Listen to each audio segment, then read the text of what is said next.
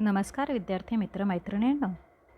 आज आपण इयत्ता 10वी विषय मराठी यातील कविता क्रमांक 4 उत्तम लक्षण या कवितेचे क्वेश्चन बँकवरील उत्तरं अभ्यासणार आहोत. तत्पूर्वी विद्यार्थी मित्रमैत्रिणींनो, माझ्या आदर्श दिशा या चॅनलवर मी इयत्ता 10वीसाठी उपयोजित लेखनाचे काही व्हिडिओ तयार केलेले आहेत. ते व्हिडिओ तुम्ही नक्कीच अभ्यासा. तसेच आत्तापर्यंत मी जेवढे केलेले व्हिडिओ आहेत ते जर तुम्हाला आवडले असतील तर ते तुम्ही नक्कीच लाईक करा, शेअर करा आणि सबस्क्राईब करा. तर आता आपण पाहणार आहोत कविता 4 उत्तम लक्षण ह्याची क्वेश्चन बँकची उत्तरे.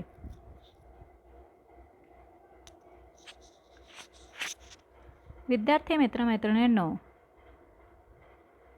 विभाग 2 पद्य कविता क्रमांक 4 उत्तम लक्षण हे एक संत काव्य आहे. संत रामदासांनी ते लिहिलेले आहे.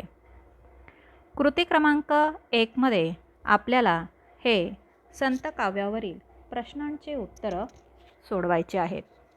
विद्यार्थी मित्रमैत्रिणींनो, आपल्याला ही सोडवत असताना जी कविता दिलेली आहे ती कविता आपल्याला लक्षपूर्वक वाचायची आहे आणि त्यावरील प्रश्नांची उत्तरं सोडवायची आहेत.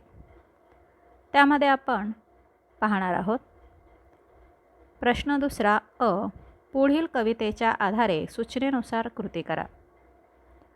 आणि त्यामध्ये प्रश्न आहे कोष्टक पूर्ण करा. कोणतेही कार्य करताना घ्यावयाची काळजी. चौकटीमध्ये तुम्हाला 2 ठिकाणी चौकटी दिलेल्या आहेत आणि त्या दोन्ही चौकटींमध्ये उत्तर लिहायचं आहे. पहिल्या चौकटीमध्ये आपण असे उत्तर लिहिणार आहोत की आळसात सुख मानू नये. आणि दुसऱ्या चौकटीतील उत्तर आहे विचार करून कार्य करावे. यानंतर खालील गोष्टींबाबत कोणती दक्षता घ्यावी ते लिहा असा प्रश्न आहे. गोष्टी आणि दक्षता असे आपल्याला 2 भाग दिलेले आहेत. त्यातील पहिला आकडा आहे आळस आणि कोणती दक्षता आपण त्याबाबत घेतली पाहिजे तर आळसामध्ये आपण सुख मानू नये. दुसरा आकडा आहे परपीडा. त्याचं उत्तर आहे विश्वासघातकी वागू नये. तिसरा आकडा आहे सत्यमार्ग. मग आपण कोणती दक्षता घेतली पाहिजे तर सत्यमार्ग सोडू नये. चौथा आकडा आहे सभेतील वर्तन. सभेतील वर्तनासाठी आपण लाजू नये ही दक्षता लक्षात घेतली पाहिजे. खालील काव्यपंक्तीचा सरळ अर्थ लिहा. सत्यमार्ग सांडू नये, असत्य पंथे जाऊ नये, कदा अभिमान घेऊ नये असत्याचा. याचा सरळ असा अर्थ आहे की सत्याचा मार्ग कधीही सोडू नये, असत्याच्या वाटेवर कधीही जाऊ नये व खोटेपणाचा अभिमान ही कधी बाळगू नये. प्रश्न क्रमांक 4 मध्ये खालील काव्यपंक्तीतील विचार सौंदर्य स्पष्ट करा. तोंडाळासी भांडो नये, वाचाळासी तंटो नये, सत्संग खंडू नये अंतर्यामी. याचे उत्तर आहे उत्तम लक्षण या श्रीदासबोधातील उपदेशपर रचनेतून संत रामदासांनी आदर्श व्यक्तीची लक्षणे सांगितली आहेत. तिने कोणत्या गोष्टी कराव्यात व कोणत्या गोष्टी टाळाव्यात याचा खुलासा केला आहे. भांडखोर व्यक्तींशी भांडायला जाऊ नये, सतत बडबड करणाऱ्या व्यक्तींशी वाद घालत बसू नये, कारण या दोन्ही प्रकारच्या व्यक्ती समोरच्याचे बोलणे ऐकून न घेता स्वतःचेच म्हणणे खरे करणाऱ्यांपैकी असतात. त्यांच्याशी बोलणे म्हणजे आपला वेळ, आपली शक्ती वाया घालवण्यासारखे होईल. त्यामुळे अशांचा संगच टाळावा, परंतु संतांच्या संगतीत अखंड रमावे. मनापासून त्यांच्या सहवासाचा, सानिध्याचा लाभ घ्यावा, कारण त्यांच्या संगतीत राहून आपणही सज्जन बनतो. असा संदेश वरील काव्यपंक्तीतून कवी व्यक्त करतात. प्रश्न दुसरा आ मध्ये खालील मुद्द्यांच्या आधारे कोणत्याही एका कवितेसंबंधी खालील कृती सोडवा. इथे आपल्याला 2 कविता दिलेल्या असतात, 2 कवितांचे प्रश्न दिलेले असतात आणि त्या दोन्ही कवितांच्या आधारे म्हणजे त्या जे मुद्दे दिलेले असतात त्या मुद्द्यांच्या आधारे आपल्याला कृती सोडवायची आहे. पहिली कविता आहे भरतवाक्य आणि दुसरी आहे उत्तम लक्षण. त्यातील पहिला प्रश्न असा आहे की प्रस्तुत कवितेच्या कवीचे कवयित्रीचे नाव लिहा. दुसरा प्रश्न आहे प्रस्तुत कवितेतून मिळणारा संदेश.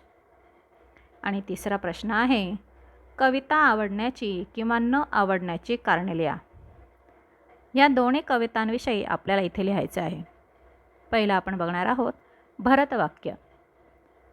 पहिल्या प्रश्नाचं उत्तर आहे की भरतवाक्य ही कविता कवी मोरोपंत यांनी लिहिलेली आहे.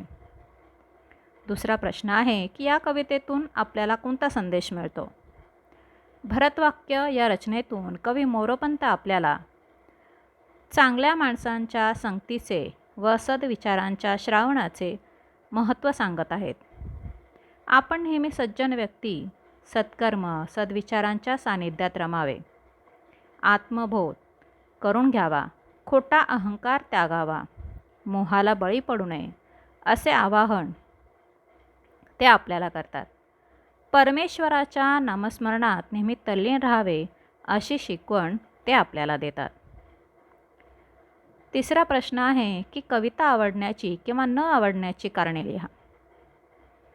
त्याचं उत्तर असे आहे मोरोपंतांची ही काव्यरचना सज्जन माणसांच्या सहवासाचे व चांगल्या विचारांच्या श्रवणाचे महत्त्व सहज पटवून देते. कवितेत ओघवती, रसपूर्ण व सहज सोपी भाषा वापरल्यामुळे ही कविता श्लोकासाठी गाता येते. भरतवाक्य म्हणजे नाटकातील शेवटचे वाक्य. याचा संदर्भ घेऊनच केकावलीमधील शेवटची पद्यरचना म्हणून मोरोपंतांनी या रचनेला भरतवाक्य हे समर्पक नाव दिले आहे. मोरोपंतांनी या रचनेला संस्कृत प्रचूर शब्दांनी, अलंकारांनी सजवले आहे. सुसंगती सदा घडो, सुजन वाक्य कानी पडो ही रचनेची पहिली ओळ सुभाषित म्हणून लोकप्रिय आहे. मोरोपंतांनी स्वतःला मोर कल्पून ईश्वराला जी आळवणी केली आहे तिला केकावली म्हटले आहे. हा संदर्भ फारच मनोरंजक आहे. या सर्व कारणांमुळे मला ही कविता फार आवडते. यानंतर आपण उत्तम लक्षण या कवितेविषयी पाहणार आहोत. उत्तम लक्षण या कवितेचे कवयित्रीचे नाव लिहा. आणि कवीचे नाव आहे कवी संत रामदास. आता ही जी कविता आहे या कवितेतून आपल्याला कोणता संदेश मिळतो. त्याचे उत्तर आहे सर्वज्ञपणा अंगी यावा याकरता समर्थ रामदासांनी उत्तम लक्षण या रचनेत सर्वसामान्य लोकांना आदर्श व्यक्तीची लक्षणे सांगितली आहेत. आदर्श व्यक्तीने सामाजिक व वैयक्तिक जीवनात कसे वागावे व कसे वागू नये, काय करावे व काय करू नये याचे मार्गदर्शन या रचनेतून ते करतात. तिसरा प्रश्न आहे की कविता आवडण्याची किंवा न आवडण्याची कारणे लिहा.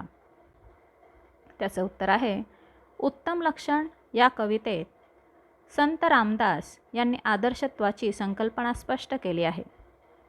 काय करावे व काय करू नये याबाबतचे त्यांचे मार्गदर्शन मला विशेष आवडले.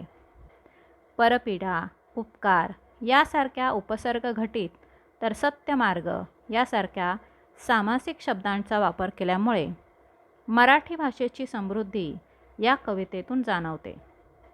प्रत्येक ओवीच्या पहिल्या 3 चरणात नय या शब्दाची पुनरावृत्ती होऊन यमक साधले आहे.